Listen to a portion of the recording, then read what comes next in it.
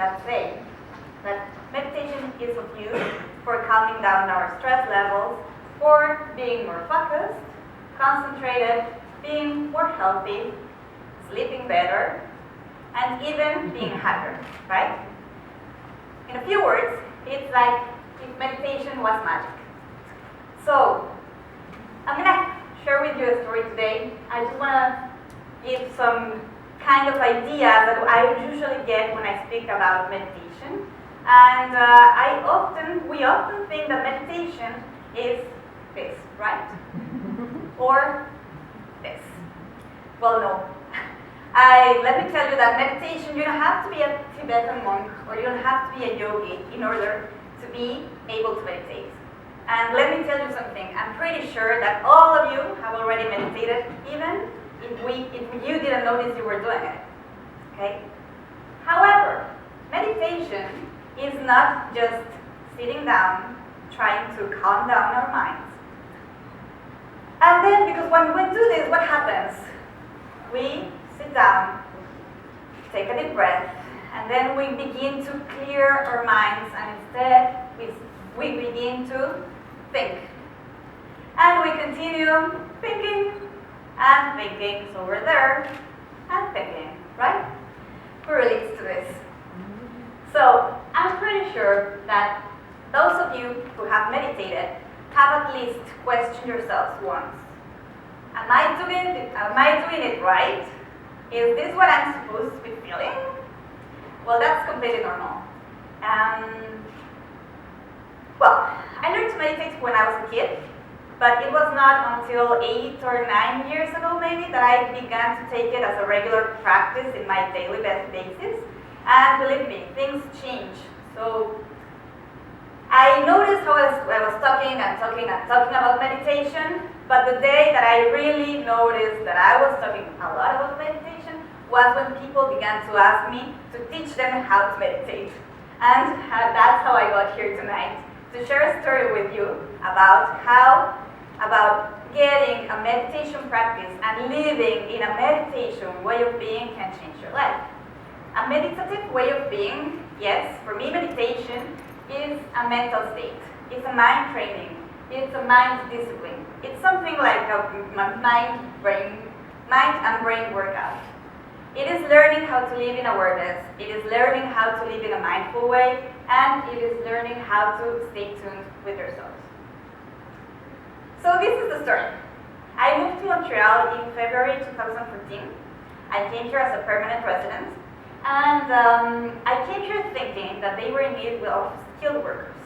That's the category under which I got my permanent residency from Mexico.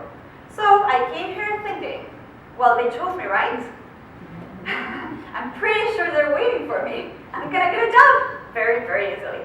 Well, I was wrong. So as many of us that are here, I thought that it was going to be very, very fast to get a job. But I didn't know that statistically, the waiting period for getting a professional job in my professional field is from 9 months to 1 year, and I didn't have the budget for doing that. And not only that, it's usually said that you have to go back to school, you have to be a part of the professional order, and then you have to wait, and then you can get a job. Yeah, and then it's because I live in Montreal. So I didn't have the time to go back to school, and I didn't have the budget to go back to school. So, anyways, I was here, right? I came here in February, it was already winter, and it was my first Canadian winter season. So I decided to take advantage of it, why not? Everything was great, I love ice skating, everything was beautiful, I'm an architect, so I love the buildings, so the city was wonderful, it was all great, covered in white, beautiful. I was really having fun. Everything looked different, people look different, bus stops is different, everything is different. Even the supermarkets, they look alike, but they are different as well. But the good thing is that they have limes.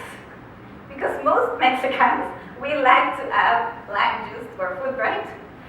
But there was just one little detail. 1 lemon for 1 lime. What? $1 for 1 lime, and $2 for an avocado, okay?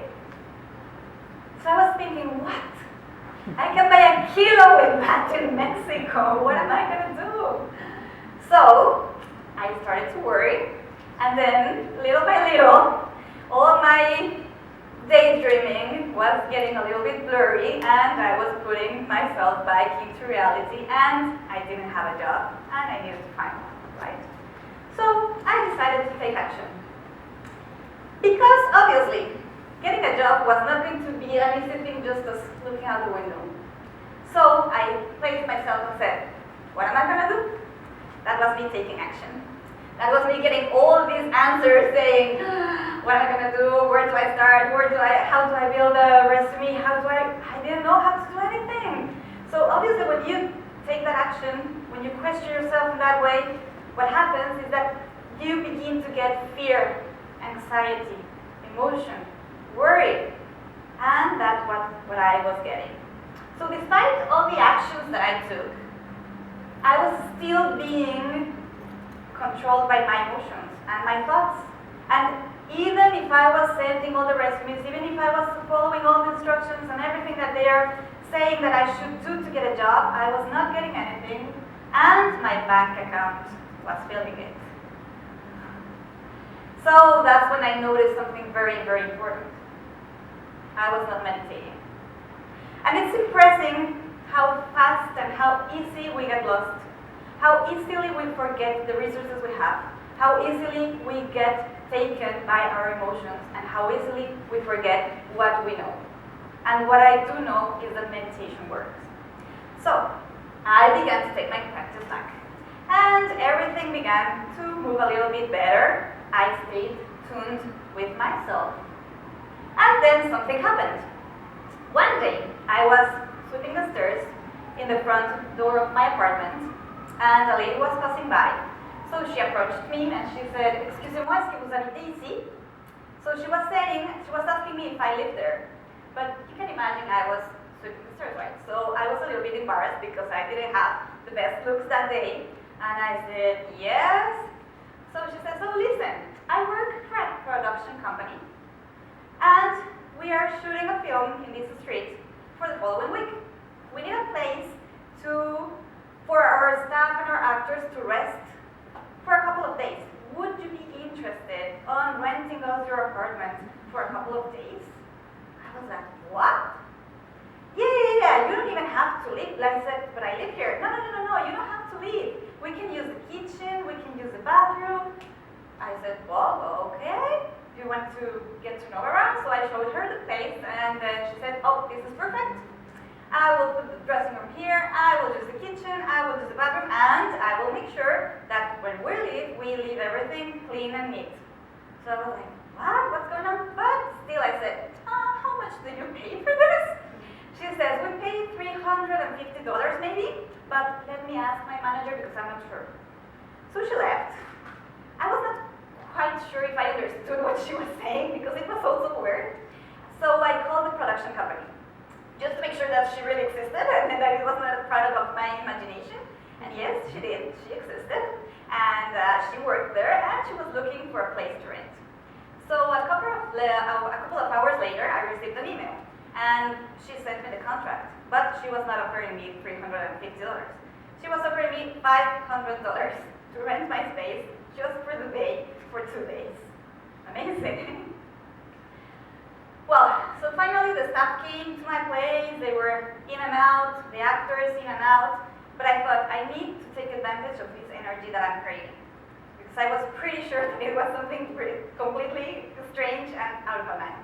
So I began to make a couple of phone calls. And finally, I got my first job interview. And so I went. I had fear, but I decided that I would take advantage of all this energy that I was flowing through, and I got the job. So I was really surprised that it was the first interview. I didn't have to wait the period of time that they are saying that you should wait, and it was the first one, and I got the job. So for me, clearly, magic happens when you stay tuned.